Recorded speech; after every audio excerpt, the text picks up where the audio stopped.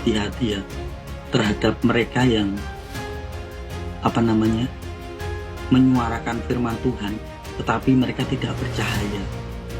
Mereka hanyalah tong kosong yang bunyinya nyaring saja, hanya mengandalkan firman Tuhan, tetapi tidak bercahaya, hanya mengambil harta kekayaan kalian, atau dunia menyebutnya itu persembahan atau perpuluhan ya, seperti itu. Jadi berhati-hatilah terhadap mereka yang mengandalkan firman Tuhan tetapi hanya di logika saja, tidak tembus dimensi roh, hanya berkuar-kuar saja. Ya memang yang mereka katakan itu tentang firman Tuhan, tetapi diri mereka sendiri itu tidak menjadi pelaku firman.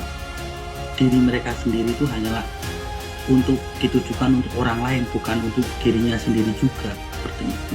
Jadi misalnya orang itu berkuar-kuar di atas mimbar, entah itu romo, pendeta, atau hamba Tuhan segala macam, tapi itu hanya ditujukan untuk umatnya, bukan untuk dirinya juga, seperti itu. Dan dia tidak bercahaya-cahaya, dia hanya menjual nama Tuhan Yesus saja untuk memperoleh mamon yang banyak dan untuk menyenangkan hatinya sendiri dan keluarganya, tidak memikirkan umatnya atau jemaatnya sedang kesusahan atau kelaparan, tidak mau, bahkan tidak pernah membalas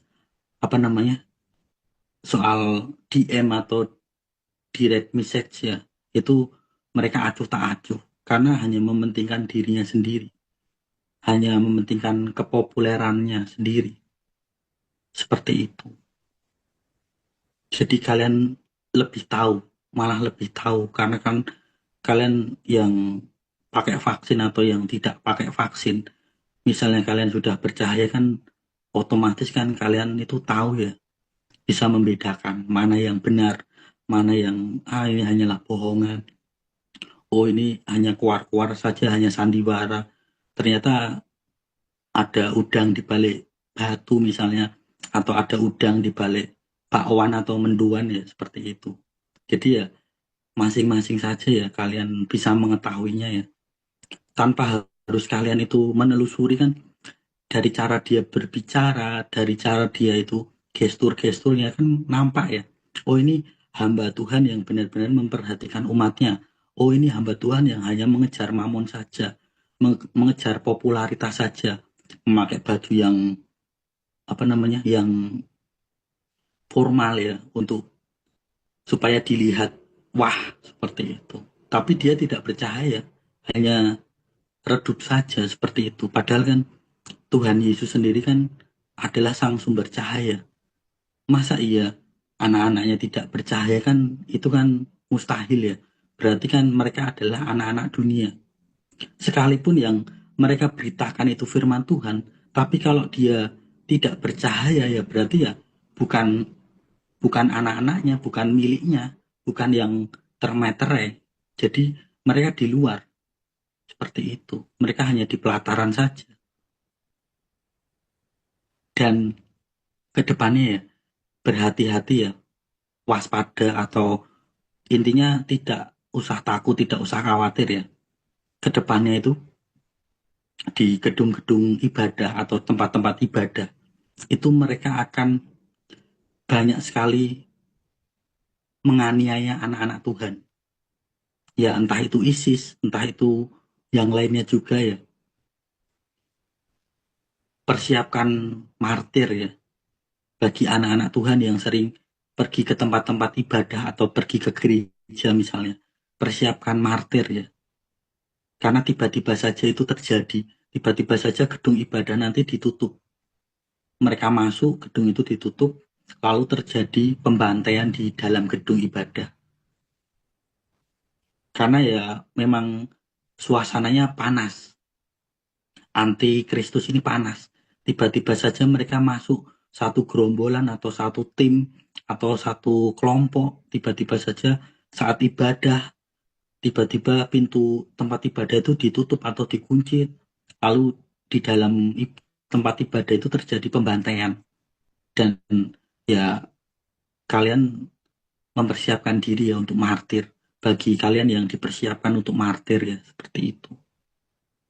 Karena akan mulai terjadi ya Bahkan di luar negeri itu sudah pada terjadi sebenarnya, tapi tertutupi oleh isu-isu yang ada di Indonesia ini, di Nusantara ini ya. Sebenarnya sudah pada mulai di luar negeri sana.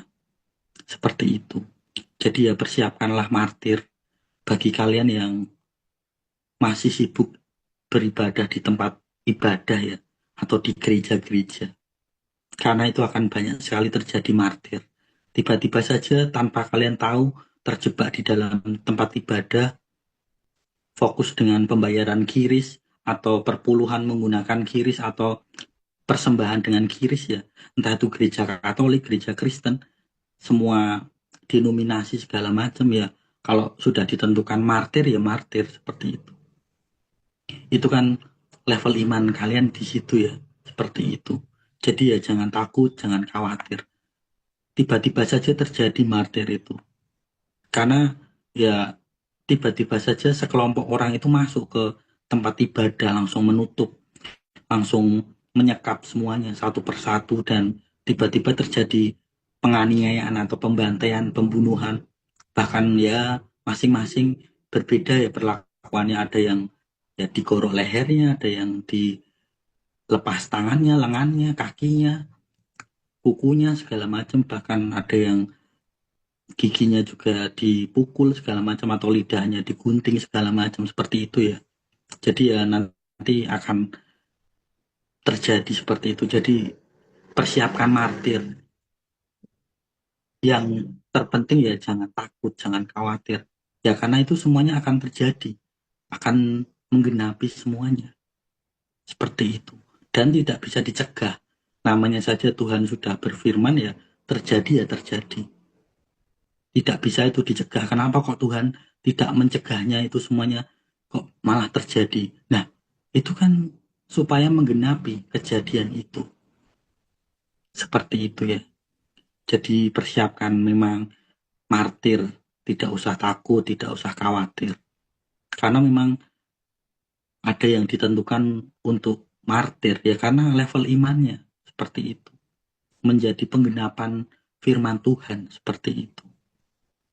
Itu ya yang bisa aku sampaikan.